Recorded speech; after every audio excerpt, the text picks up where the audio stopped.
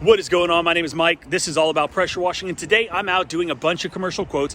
Kind of crazy, they all came in today. I just left a pair of buildings. Each of them was 1 million square feet, and they want them done biannually. So I'm pretty stoked about those two. Would love to get them. I also am doing a big national chain fitness center multi-location quote after I leave here, but this one came through Google. It's a small shopping retail center, and all they wanted was the sidewalks. So I was in the area, decided I was going to swing by, lay eyes on it, so I knew exactly what I was dealing with. I knew the location, but I hadn't been on the property before, so I'm here today to take a look. So if you're interested in learning how I generate leads for quotes like this, there's a link in the comment section below for how to get customers, the six-figure marketing framework.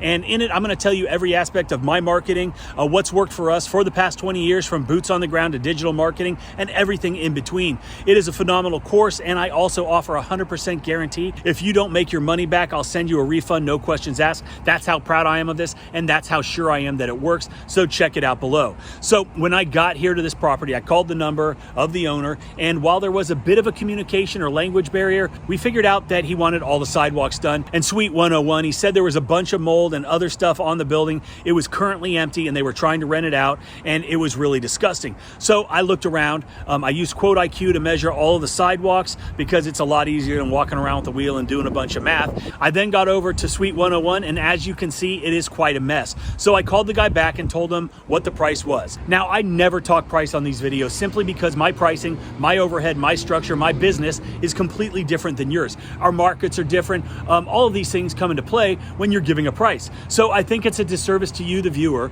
to put numbers out there that might not be applicable to your area or your business. So as soon as I gave him the price, his immediate response was, "That's too expensive. There's no way I'm going to pay that." So then I asked him if he had a budget in mind, and he said that he just knew that I was too expensive.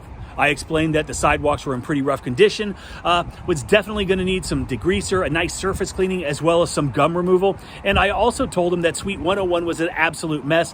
The spider webs, the debris all over the windows and the awnings were going to take quite a bit of time, and that's why the price is what it was. He then told me that he just wanted the sidewalks done. So I knocked off about $250, knowing it was still going to be too expensive for this guy. And of course, he said he wasn't interested. He was going to find somebody that was cheaper. So that's something that we deal with on a regular basis. There are going to be customers out there that don't see the value or don't understand what it takes to get their property looking the way they want it to or the way it needs to. This guy was trying to rent out this unit. He's going to have a hell of a time when potential customers come and look at it because it's absolutely disgusting. But that is something he's going to have to deal with. It's not my issue. It's not my issue that he thinks we're too expensive. I don't think we're too expensive. I don't think I'm overcharging. I'm covering my costs and making a profit. That's what a business owner does. And I'm not going to cave in just because some random guy tells me I'm too expensive. I know my value, I know my worth, I know my numbers, and because of that, I quote the way that I quote. So I encourage you to really stand by your numbers, but first you have to know your numbers. But don't give in, and yeah, there could be some leeway. There's always room for some negotiation as long as you're still making a profit. But customers like this, they can be somebody else's customers. I don't need them, I don't want them. They're going to be a headache, they're going to complain, they're going to nickel and dime you, they're probably going to slow pay. It's not going to be a good experience, and I know this from personal experience. But that's it for today, guys. I hope you enjoyed the video. Really appreciate you watching, and I hope you have a great day.